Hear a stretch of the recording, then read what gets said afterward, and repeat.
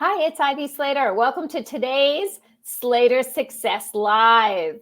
It is January 24th, and I am excited to introduce my guest today, Dr. Dorothy Martin-Neville, PhD.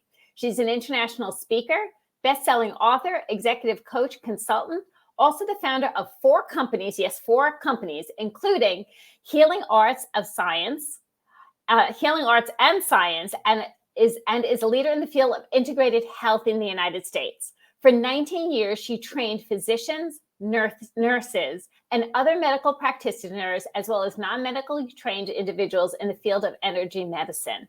From an orphanage to the boardroom, she has learned the skills of resiliency, authenticity, claiming the I am, and knowing anything is possible with the right tools. Join me in welcoming Dr. Dorothy, who is a dear friend, colleague, and a wonderful, wonderful, brilliant woman. Dr. Dorothy, thanks for joining me here on Slater Success Live. It is great to be here, Daryl, and finally with your great success on this show.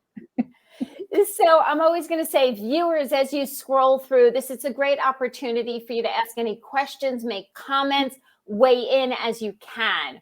The main topic that Dorothy and I are talking about, and that I find fascinating with Dorothy's background, is the relationship and integration between health and leadership, right, and how they align and how sometimes they don't align. So, let's get some background of how did this whole topic become a passion for you? Well, I was, as a practicing therapist, seeing 42 patients a week, I started noticing that certain personalities, although they were coming in for therapy, psychotherapy, certain personalities seemed to be presenting with particular diseases or disorders. And I was absolutely intrigued by that. When I spoke to friends about it who were MDs, they told me it was purely coincidental.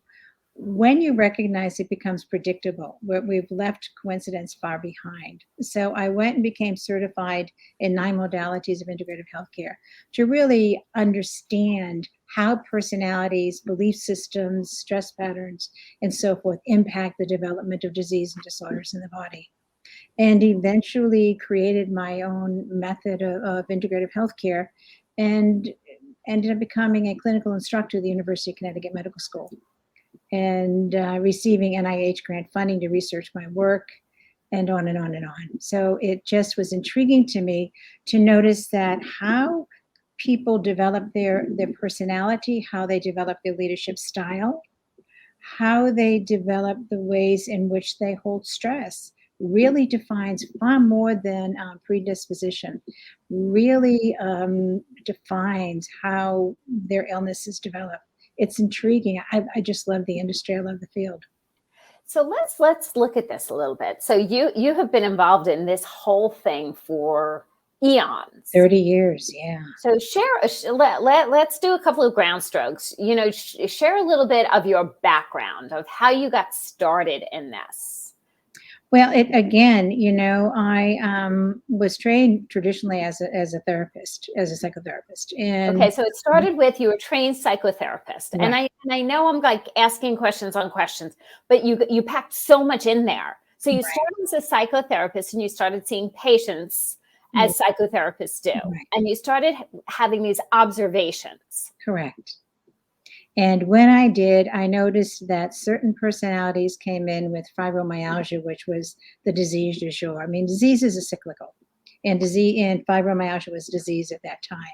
And once I noticed that, I started noticing the certain types of personalities that have MS, others that develop prostate disorders, others that developed gallbladder or strokes or heart attacks, and was really intrigued that certain personalities seem to present with particular disorders, benign essential tremors, where the hand just shakes and shakes, and the more stress they have, the more the hand shakes. It was intriguing to me.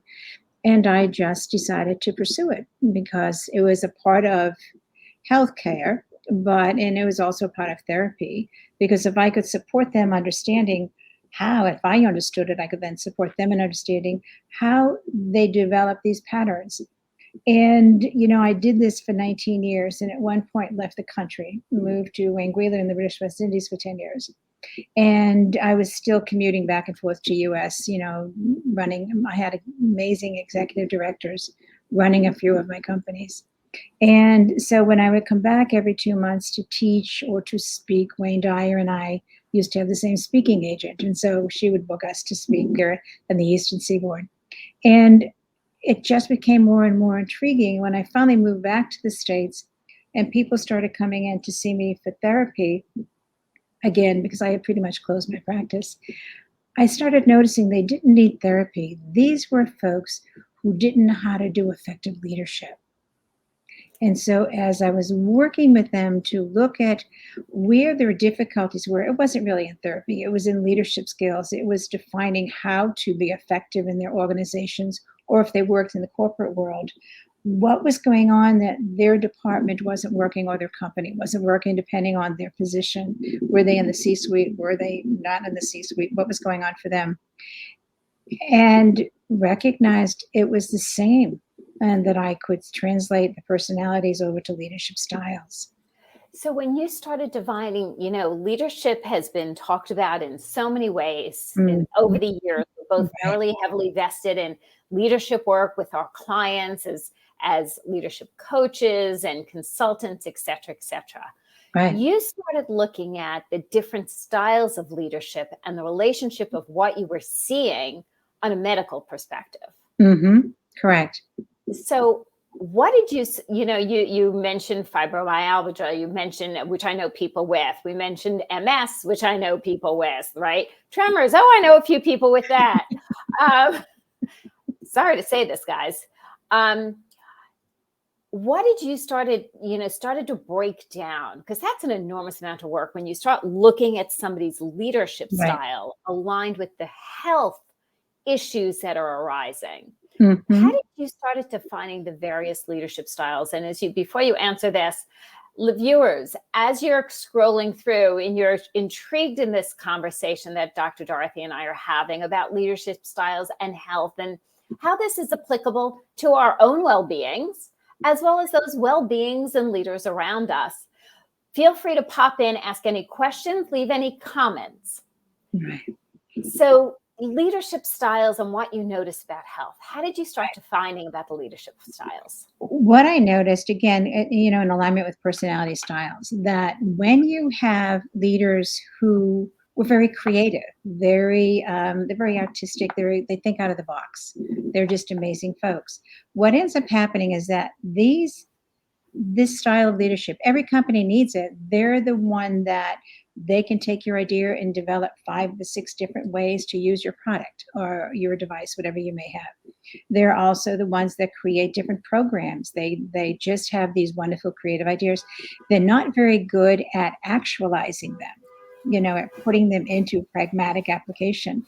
Creating those systems. They're the visionary. They're their idea person, not the structured systems person. No, Two different MOs there. They run when it comes to, okay, now how are we going to implement this? They run. That's not how their mind works. They are far more out of the box thinkers. They are the creatives, the catalysts for what's coming next. And what I discovered is that, unfortunately, many, especially entrepreneurs, who are very much these creative thinkers, they open up a company and don't realize that's the first step, but it's not the whole package. They need to find people to work for them who have that skill of implementation. And even further, those who develop systems and procedures and protocols and so forth, which is 3 different types of leadership styles. Okay, so the first one would be that creative catalyst with the great ideas. When they try to run a company, they're going to be filled with so much stress because it goes against everything they have. It pulls up all of their vulnerabilities and weaknesses rather than their strengths. And then the company doesn't do well at all. And because they hold this stress in a particular way, it muscles, bone, ligament, tendon disorders develop on a regular basis for these folks. Because, half the time, and this, we all know people when you speak to them, nobody's home. Highly, highly intelligent, but nobody's home when you try to have a pragmatic conversation with them. And they're walking into things. They take a shower, find all these black and blues that they were oblivious to because nobody was home. And they were so busy in their ideas and their creations that they weren't aware of really what you and I would think of as, how could you not have noticed? Easy, easy. It's easy not to notice if you're living in the world of ideas and concepts and intellectual stimulation. And so as in leadership, we're looking at those people who are the visionaries, who are imagining, right? They're not putting the details in place. They're not putting the plans in place, but they're creating the vision for the future of the organization. And every organization needs somebody like that. Yes. However, they are not the person to lead the organization. They are the ones that give the organization the idea of what to create and where to go with it. All right. Makes sense. So when you set them up as a team leader, or you set them up as that person to bring this into the world, it doesn't work. The personality does. I mean, think of some of the leaders we've known in the past 10 years. They don't have that personality. They don't mix well with people.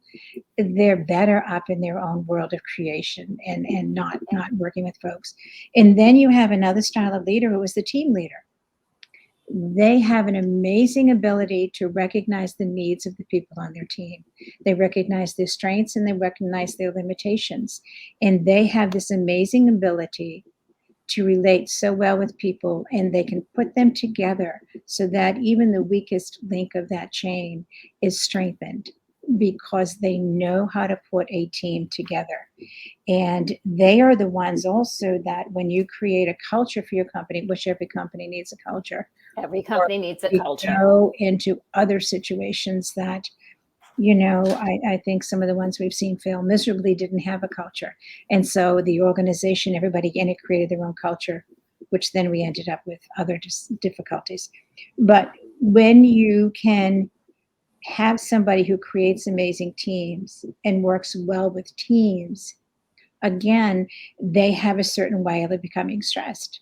When the first ones, how do they hold their stress? The way they hold their stress is internally. And what ends up, it's all bottled up inside. It's all bottled up inside. So now we've got the addictions that show up, whether it's drug addiction, alcohol addiction, food addiction, obesity, diabetes. All of these become situations for those individuals. And the stress is all inside, and it's about the team, it's about needs, and a belief when they're healthy. When they are healthy, they are so aware of everybody else's needs, what needs to get done, and how to make it happen. When they are coming from that defensive place, that wounded place, that place that is about push, what ends up happening is they feel that their needs are never going to be met. They'll never have enough. There's not enough time. There's not enough money. There's not enough people. There's not enough. So they're living it. So their day-to-day is coming from a place of lack. Of lack, absolute lack. And they don't have an awareness of abundance when they're in that unhealthy place. When you can work with them, bring them back into a place of abundance. They are immense motivators. They take the culture of the company and they imbue it in their team, in their department, or in the entire company, depending because on they're great team leaders. They're great. They're great with their people when they do that. When they are working, when they're in the flow, if you will, they are amazing team leaders. Yeah. Whereas the first ones, these creative types, when they're in their flow, they've just got ideas coming and coming and coming. But they don't necessarily lead people because they don't relate well. They're just too busy with the world of ideas. And in the visionaries, the first leaders you were talking about, what we see is very often are the ones who are like easily like, oh, the golden ring went this way. Oh, the golden ring went this way. Oh, it's behind me. It's in front of me. It's to the right. Right. Where we have, I look at those leaders as being that ball in the pinball machine. Right. Who's bouncing around or in a bumper pool. They don't get going because as soon as they start on this idea, they get 4 other ideas. Mm-hmm. And as soon as they start looking at, then they get 4 other ideas. Then before you know it, they're filled with anxiety because they don't know where to go, because and they may all be wonderful ideas, but if you can't pick 1 or 2 to focus on, you become so scattered, your company goes nowhere. All right. Well So said. you need help. And And then that's where we're seeing the ligaments and the joints and that in all the the visionaries. right. And Because then we have literally, the, if you can imagine them doing this, I mean, oh yeah. they're never stable enough to focus. And then our second kind of leadership we're talking about Mm. is that team leader who sometimes gets, for lack of a better word, and maybe you could rephrase this differently, almost too intense. Too intense, too aware of the needs that they lose the big picture. Yeah. So consumed with the needs. You have the third type of leadership that gets much more involved. These are the folks, unfortunately, they can be judged as not highly motivated or not ambitious, when Okay. in fact, for them, their greatest ambition is to be that executive VP who supports the CEO or the COO. They are the ones who are absolutely loyal. They are committed. They are very hard workers, and they will have the back of the CEO, and they can be trusted completely. They don't complain That's about the hours they work. They will just give and give because they want to see the CEO shine or the COO shine, whatever it may be. They want to see them shine, and they are there to support them every step of the way, not in a subservient way. It's perfectly fine if they've got, 85 people, 185 people, whatever under them. They're perfectly happy. Put 8,000 people under them with so many layers of departments beneath them. That works okay. They just do not want to be on stage. They want to be the ones behind preparing the person going on stage because they love that bigger picture. They love the bigger picture of all the support. They set up support and strata. yeah. What ends They want to, they're integral to all the support. And that's their sweet spot. Absolutely. They love that. It just fills them to be behind the scenes, making things work, fills them with absolute excitement. And they feel highly productive. They feel useful. They feel like they're really making a difference. They just don't want to be. And it isn't any sense of inadequacy or inferiority. They just love making it all come together. Yeah. Right. So what happens with them is when they're really working it, this is who they are: loyal, hardworking, and thriving in their ability to make things happen in the bigger picture. When they go into fear and stress and inadequacies, and we all have those illusions of We all have them in We all every walk of life, every job, every person, whether you're the CEO and the top doesn't tier, matter. to every person within that organization. Doesn't matter. Yeah. But when they come in, when they go into that place of overstress, when they go into that place of just inadequacy and overwhelmed, and they're struggling to keep up, they go into the mindset of struggle. They absolutely go into the mindset of struggle, and they go into martyrdom. They go into martyrdom. They go into powerlessness. They go into inadequacies. They go into frustration and stuck. They become absolutely stuck with the illusions of powerless. I don't know how to get out. They're going around in circles. They don't know how to get out. What ends up happening for them with women, breast cancer becomes an enormous issue. With men, you've got digestive disorders. You've got ulcers.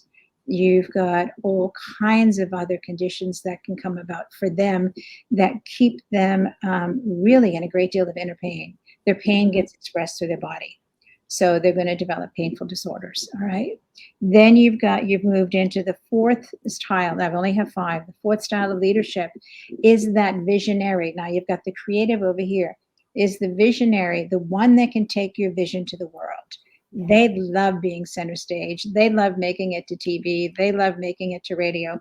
They love being the face of the company. So they become the CEO because they are there. Now, the COO is the team leader going to that furthest level, but the CEO is the leader, is seen as the leader, as if there's one leader in that company, rather than in awareness. You may have 8,000 leaders in your company, literally, but this is the leader up front.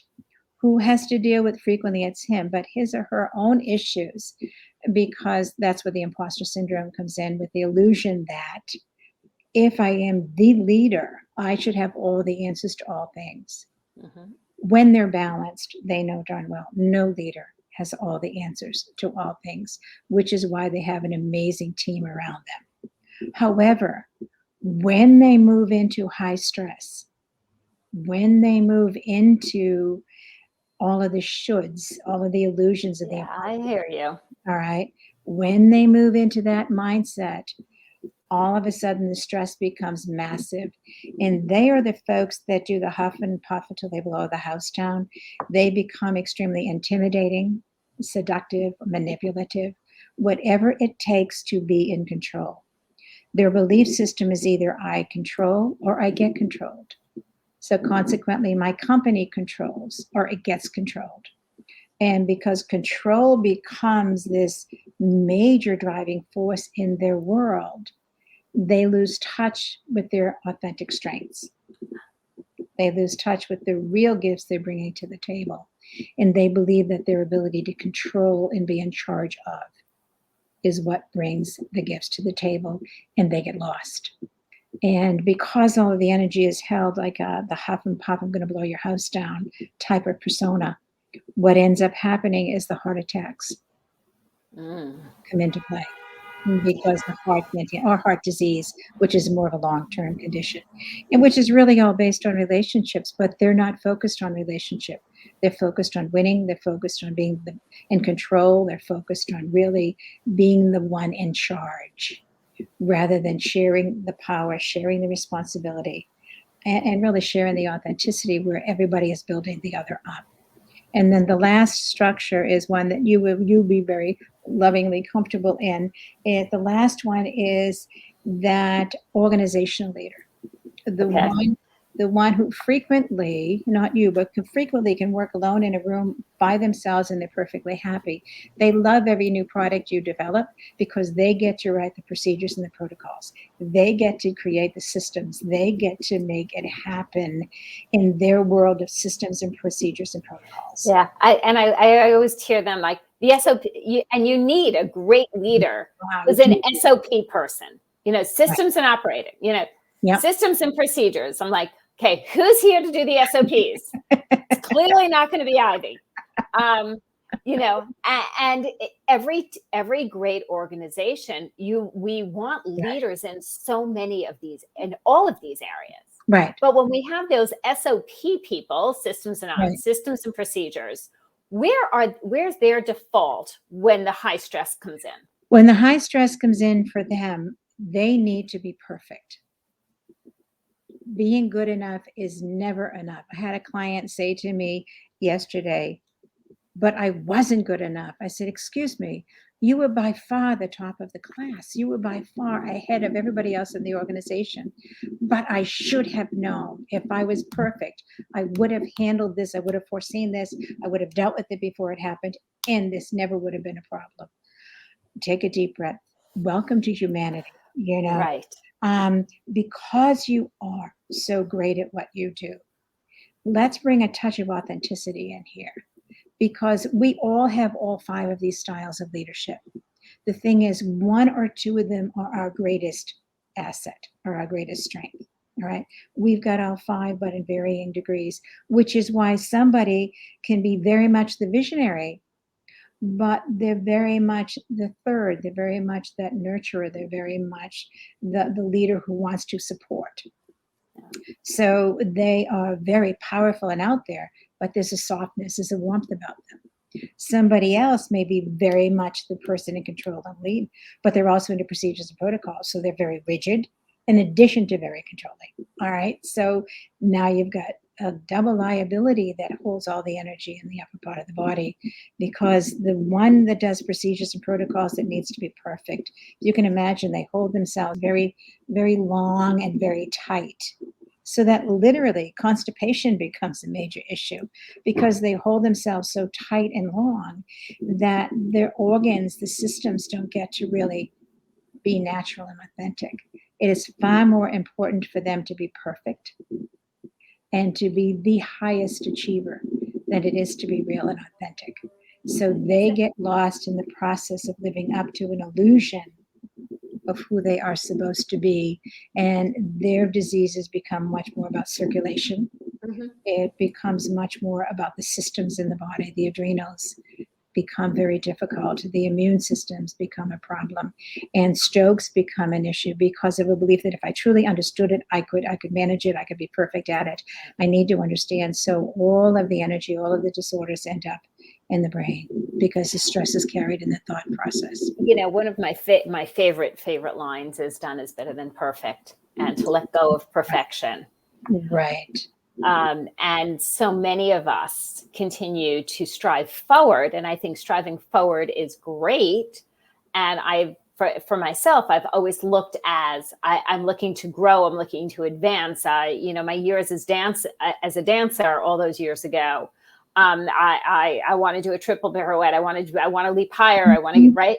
And then, in sales, I was, in my early years, grow better, do more, achieve more. And there's a difference between goals and ambitions for ourselves, and then managing the stress that impacts our health. So if we were looking at some tips and guidelines in the last few minutes we have, what can us as laymen, as we're all sitting, pen and paper is going away. Is that me? Is that me? Is that, where am I? Is Dr. Dorothy talking about me here? Where do I fit in?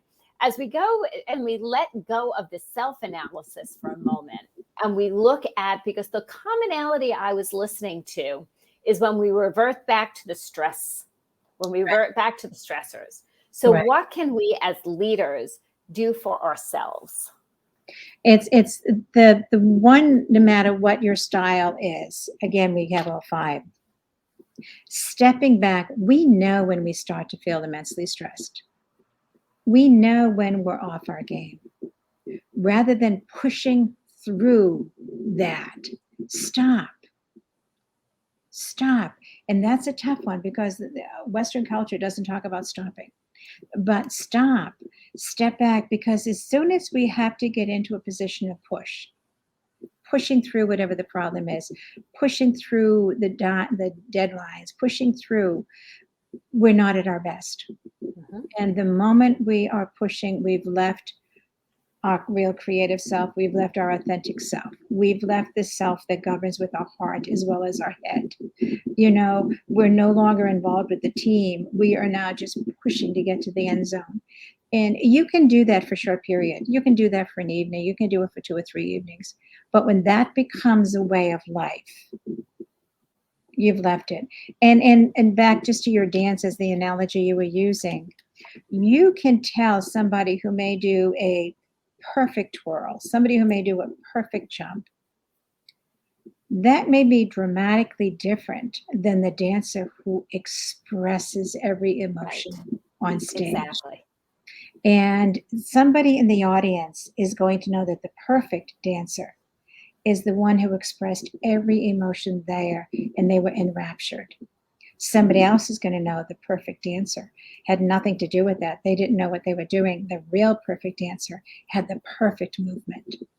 And so what is perfection? And I love that. And I think one of the greatest things we can give to ourselves is managing our stress. Right. And I think, as we are winding down, I know business can be stressful. Running a company for close to 30 years, or a company or 2 over the years, with hundreds of clients, and it can be stressful. And I know for me, I have put things in place to help myself stay de-stress so I can be present where I am. For me, some of those things are, meditation, exercise, walking. I will always say to clients, I was like, if you feel your shoulders are starting to meet your ears at a certain point in the day, put them down, put a jacket on, and take a walk around the block. And it's just such a different story.